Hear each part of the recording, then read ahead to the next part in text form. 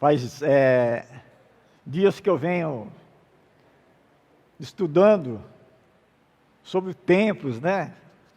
Algo assim que Deus tem colocado no meu coração, e coisas que nos incomodam, você vai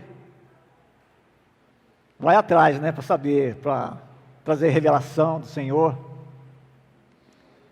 E é algo assim que é difícil hoje em dia, é você converter um religioso. O religioso, ele é tremendamente cabeça dura. E se fala assim de todas as religiões, né? Que a religião do homem é uma, a de Deus é outra. Lá em Tiago, capítulo 1, versículo 27, fala que a religião para Deus, perfeita e imaculada para Deus, é servir os órfãos e as viúvas e os necessitados nas suas necessidades, né? O religioso, o homem religioso, a religião do homem, é aquele que cultua, né? Aquele que vai, frequentador de igreja, né? Seja lá que religião que ele está. As pessoas chamam aquele cara é religioso. Ele vive na igreja, ele vive orando, ele vive buscando, né? E às vezes nem da maneira certa. Porque o homem, principalmente os que estão nas lideranças, que tem a necessidade de ensinar o povo, tem a obrigação de ensinar. E as palavras de ensino, elas não bem gostosas, né? Talvez elas sejam meio cansativas. Talvez não surge muito efeito.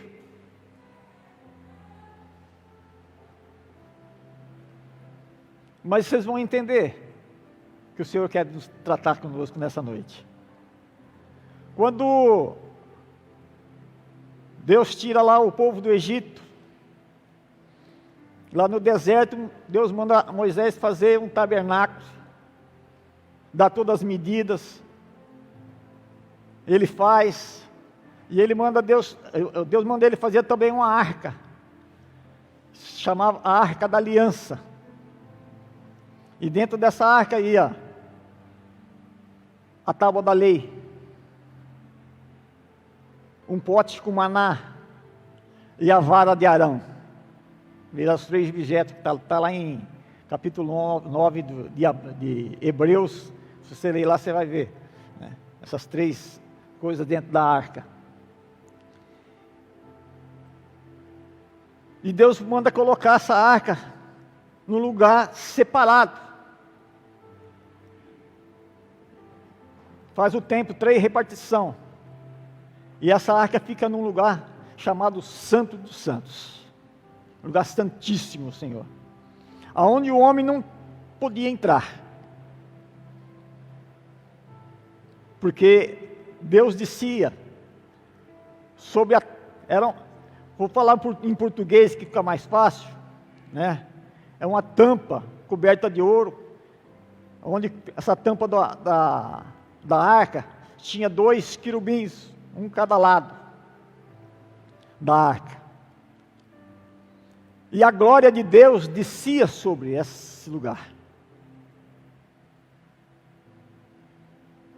E essa arca era importantíssima para este povo. Toda vez que se mudava o tabernáculo de lugar, era um maior cuidado com aquela arca. Se cobria ela com as cortinas.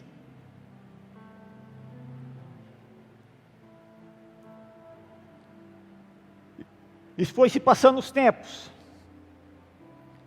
Ela é tão importante que quando o povo entrou na terra prometida, na primeira luta que eles tinham, era contra a muralha de Jericó, era entrar naquela muralha.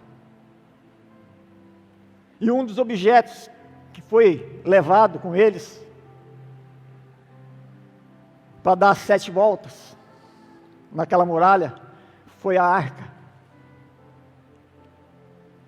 Que aquela arca, ela representava a presença de Deus onde ela estava.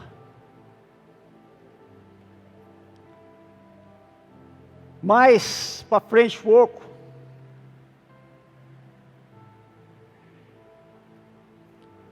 a arca foi usada com ordem de Deus para ir numa batalha, numa guerra.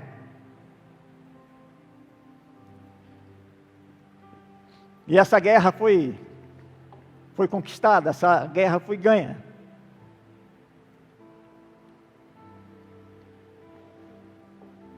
Mais para frente um pouco, Saul também quis fazer a mesma coisa.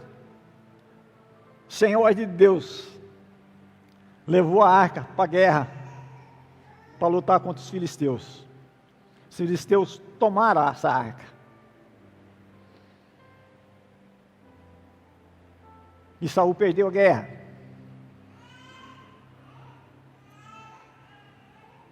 Só que essa arca passou a ser maldição na vida dos filisteus. Tanta maldição que foi que eles devolveram a arca. E essa arca caiu numa casa de um homem muito humilde, chamado Obed-Edom. Muitos já ouviram falar, né? E esse homem prosperou muito. E essa arca ficou lá por muito tempo. Aí Davi, quando se tornou rei,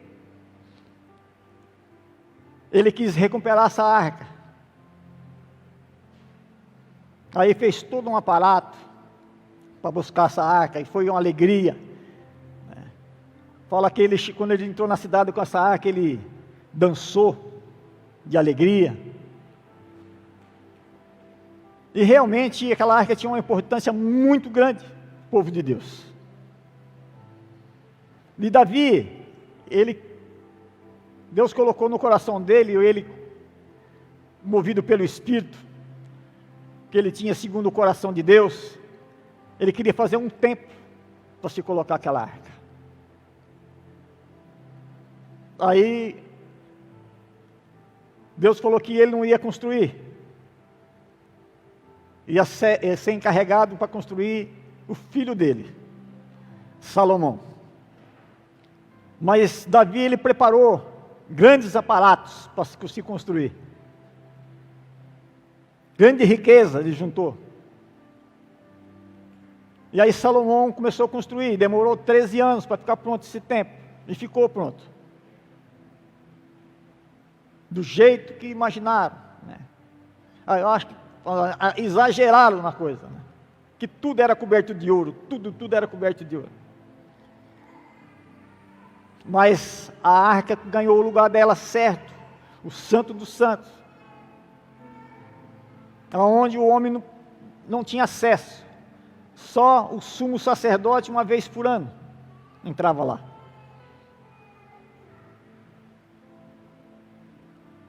Mas passando o tempo, o próprio Salomão, no final do reinado dele, ele já tinha abandonado a fé. Ele tinha cultuado outros deuses, tinha se envolvido com outros deuses. E Deus, por causa disso, cria uma situação onde foi dividido as tribos. Eu já até preguei sobre isso aqui. A tribo de Judá ficou reduzida em 2 tribos e meia, né? Judá, Benjamim e meia tribo de Manassés. As outras tribos ficaram sendo o reino do norte e Judá. E teve muitos reis, e veio passando reis, né? Altos e baixos. Só que o povo, em vez de ir adorar Deus, eles passaram a ter um orgulho muito grande do templo de Salomão. por muita riqueza, muita riqueza. Eles se orgulhavam do templo. Eles passaram a idolatrar o templo e não a Deus.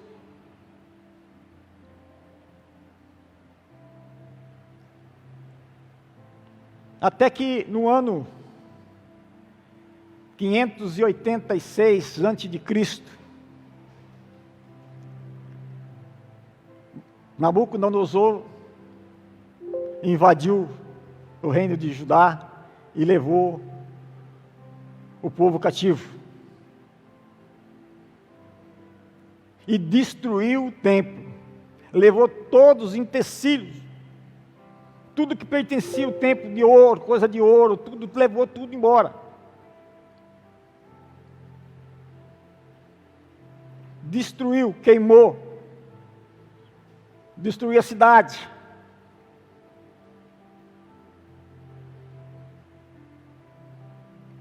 E passado mais ou menos 100 anos, pouco mais, o reino da Pérsia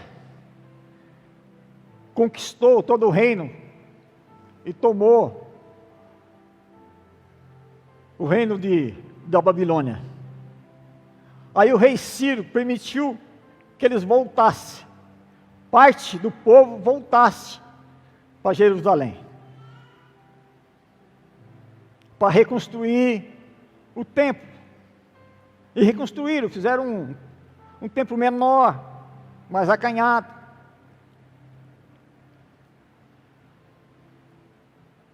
Só que a arca não voltou, queridos. Não teve mais arca. Não tem lugar nenhum que revela que teve essa arca, voltou para os templos.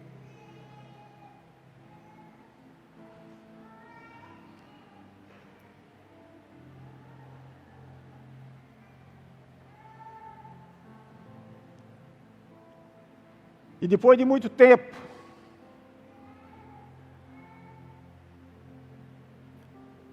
a religião começou a se fortalecer, começou a se fechar. Não era um jogado aberto com o povo mais, né? Não era a religião de Deus mais que funcionava, era a religião do homem.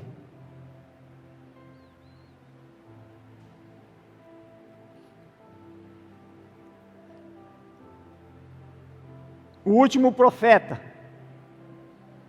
foi Malaquias, 450 anos de Cristo, foi o último profeta. Ficou até a vinda de João Batista, 450 anos, sem Deus se manifestar. Gente, isso é muito sério, velho.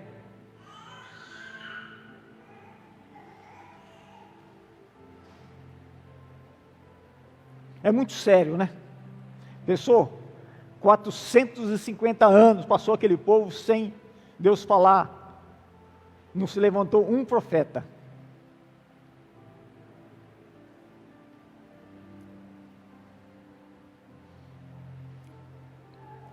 Aí no ano 165, 167 mais ou menos, antes de Cristo,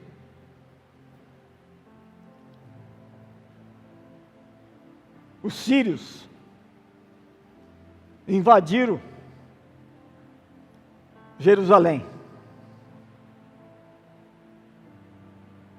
porque eles já dominaram o reino da Pérsia, que era guerra, um reino tomava, o outro ia, né? E aí se proibiu de fazer culto,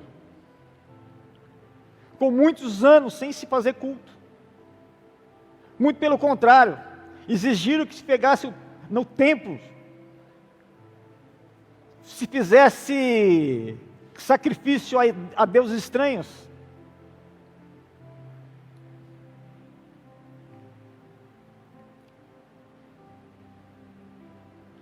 Já bem no finzinho, bem perto de Jesus voltar, acho que é 37 mais ou menos, antes de Cristo voltar, que Macabeu, acho que um pouco antes ainda, Macabeu se revoltou lá e conseguiu tomar de volta Jerusalém.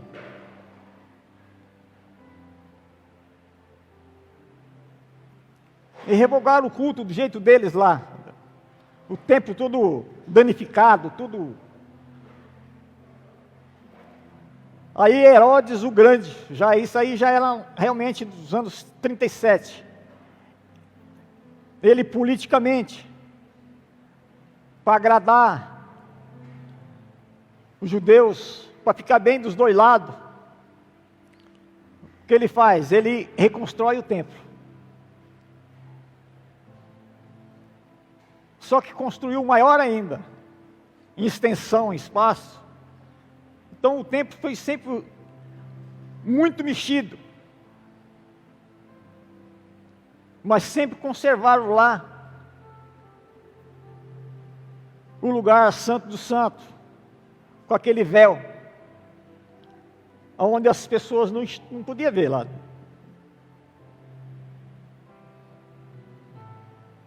Mas a presença de Deus já não estava mais aí. Deus já não estava mais com aquele povo. Há muitos anos. Só que o religioso, ele não consegue mudar, né? Até hoje, os cabeça dura estão lá ainda.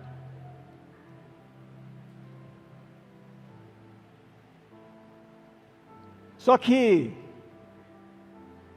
aí Deus tem um plano de salvação, um plano de se mostrar de outra maneira para o povo. Aí vem Jesus. E a gente sabe que Jesus teve 3 anos o ministério dele. Começou com 30, foi até 33.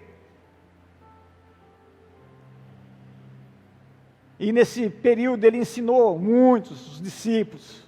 Muitos discípulos. Não foi só os 12 apóstolos, né? Tinha muitos discípulos. Você tem uma ideia que uma ocasião, ele manda para uma missão lá, foi 70 discípulos, foi mandado, de 2 em 2.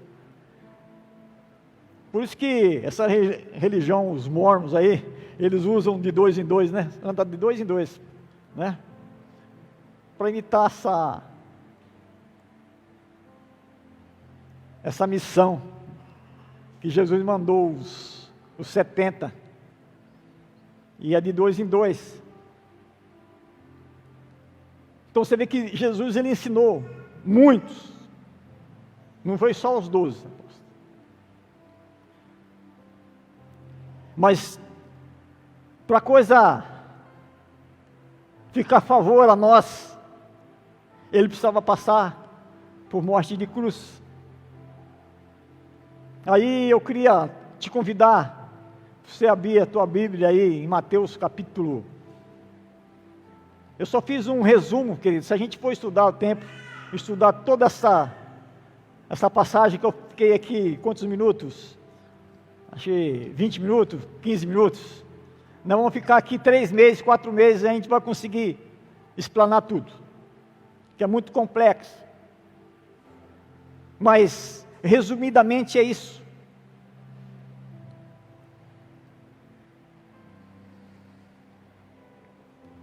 Aí em Mateus, a gente vai ler aqui, no capítulo 27, se você quiser acompanhar, do 45 ao 54. Amém? E a palavra de Deus diz assim: desde a hora 6ª até a hora 9ª, houve trevas sobre toda a terra. Por volta da hora 9ª, chamou Jesus em alta voz, dizendo: Eli, lama sabatini, o que quer dizer: Deus meu, por que me desamparaste? E alguns dos que ali estavam ouvindo isto, diziam: ele chama por Elias. E logo um deles correu a buscar uma esponja e, tendo-a embebecido de vinagre, colocou na ponta de uma lança e deu de beber. Outros, porém, diziam: vejamos se Elias vem salvá-lo. E Jesus clamou outra vez com grande voz e entregou o Espírito. Eis que o véu do santuário se rasgou em duas partes, de alto a baixo. Tremeu a terra, fendeu-se as rochas, abriram-se as sepulturas, e muitos corpos de santos que dormiam ressuscitou. E saindo do sepulcro, depois da ressurreição de Jesus, entraram na cidade santa, e apareceu a muitos. E os centuriões, os que com ele guardavam Jesus, vendo o tremor e tudo o que se passava, ficaram possuídos de grande temor, e disseram: verdadeiramente este era Filho de Deus. Aleluias. Glória ao Senhor. Tem um minuto de oração? Amém? Abre o teu coração, querido, deixa Deus ministrar o teu coração. Pai Santo, Pai amado, que teu Santo Espírito, Deus, possa abrir os nossos olhos, possa abrir a nossa mente, o nosso coração, para que a verdade, Senhor, ela resplandeça, Senhor, em nós. Porque o próprio Jesus disse: conhecer a verdade vos libertará. E nós precisamos sempre, Senhor, da verdade. E que nessa noite, Senhor, nós possamos aprender um pouco mais, Senhor, daquilo que o Senhor deseja de nós, Senhor. Que o Senhor deseja que nós façamos, ó Deus. E eu te agradeço, Pai, pela tua graça, pela tua bondade. Eu te agradeço, Deus, pelo privilégio, Senhor, de servir, pelo privilégio, Senhor, de poder ministrar, Senhor, pelo privilégio de poder ter a tua palavra, Senhor, em mãos, Pai. Obrigado, Senhor. Obrigado, Deus. Amém.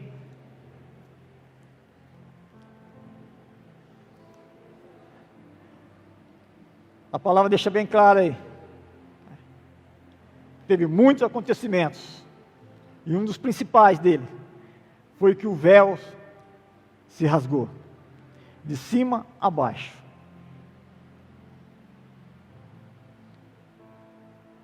E todos puderam olhar para aquele lugar, onde era chamado Santo dos Santos.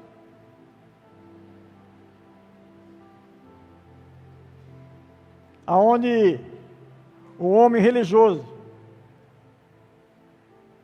mantinha as pessoas falando que é lá onde Deus habitava. E Deus deixou de habitar em templo feito por mão de homens. Hoje, o templo que Ele habita somos nós.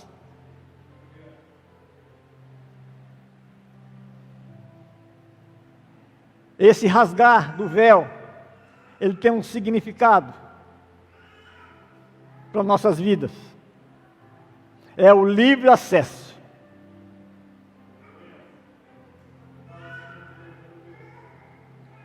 Não é mais o sacerdote, não é mais o pastor, não é mais o padre, não é mais o líder da igreja.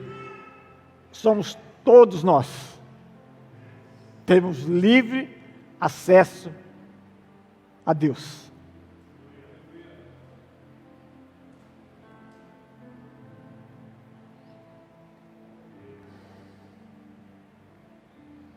Eu queria ler aqui, 2 Coríntios, capítulo 3.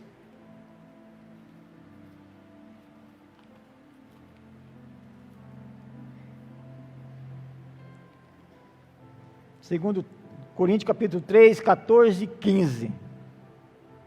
Onde Paulo nos orienta. Ele fala assim: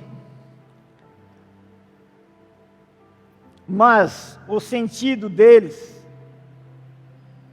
se empobreceram, se embotaram, pois até o dia de hoje, quando fazem leitura da antiga aliança, o mesmo véu permanece, não lhes sendo revelado que em Cristo é removido. Mas até hoje, quando é lido Moisés, o véu está posto sobre o coração deles.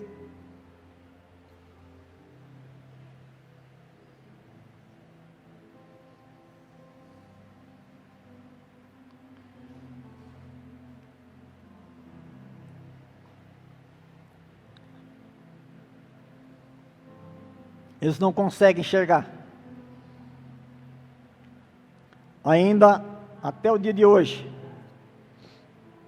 esse véu está posto sobre o coração deles.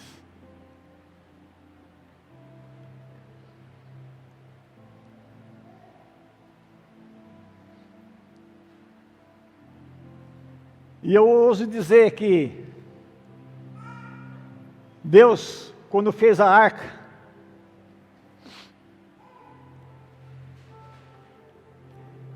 onde que ele mantinha a presença dele, a glória dele, ele já enxergava eu e você.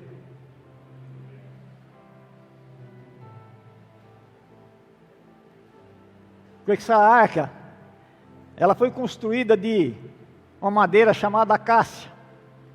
Lá no deserto dá muito essa madeira, acácia. A acácia é uma árvore cheia de espinho, a madeira dura, cheia de nó. E é dessa madeira que ele manda fazer a arca, né? Aí revestiu de ouro.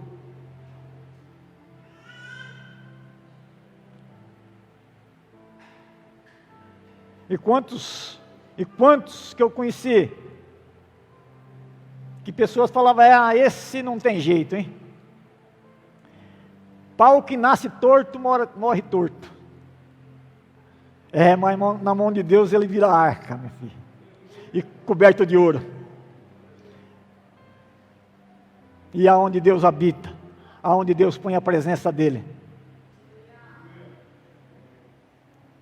Queria estar lendo mais uns versículos aqui, em Hebreus, capítulo 8, versículo 10.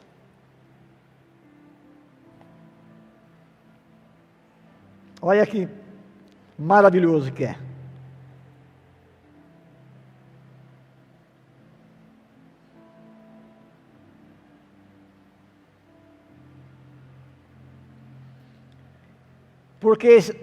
Porque é a aliança que firmei com a casa de Israel, depois daqueles dias, diz o Senhor, na mente imprimi as minhas leis, também sobre o coração a escrevi, e eu serei o seu Deus, e eles serão o meu povo.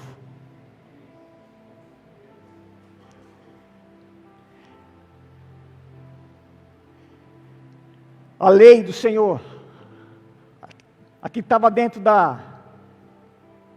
a tábua da lei, que estava dentro da arca. Aqui, ele faz menção,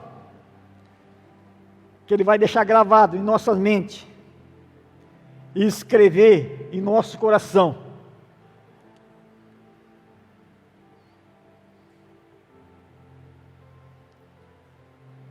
Maravilhoso isso, querido. Porque aquele que realmente consegue ter a palavra do Senhor com ele o tempo todo, ele realmente não precisa andar ninguém com a varinha, né? Para botar ele no caminho. Ele vai ser obediente a Deus em todo lugar. Ele vai ser obediente a Deus em tudo que ele fizer.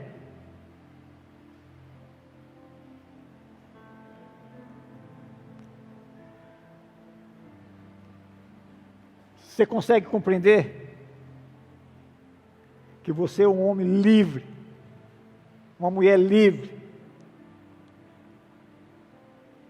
para entrar na presença de Deus a hora que você quer? Porque você se colocar que nem uma arca, desejar ser,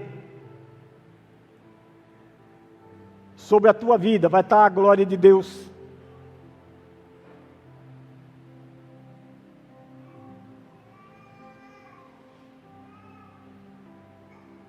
E aonde está a arca do Senhor? A vitória.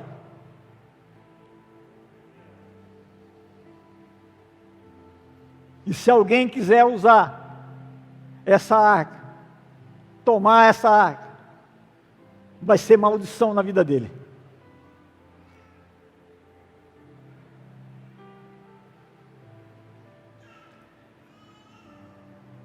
Por que eu creio assim? Porque Deus fala para Abraão: Abraão, sê tu uma bênção, porque eu abençoarei os que te abençoar, mas amaldiçoareis aqueles que te amaldiçoar.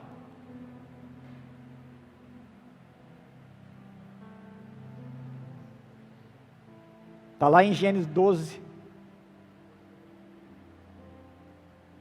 a partir do versículo 1.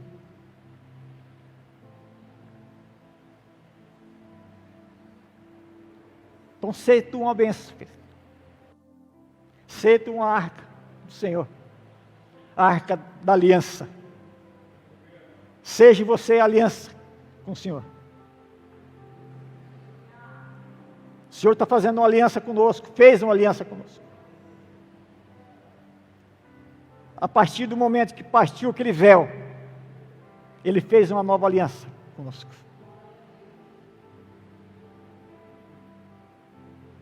Amém? Você crê nisso? Amém?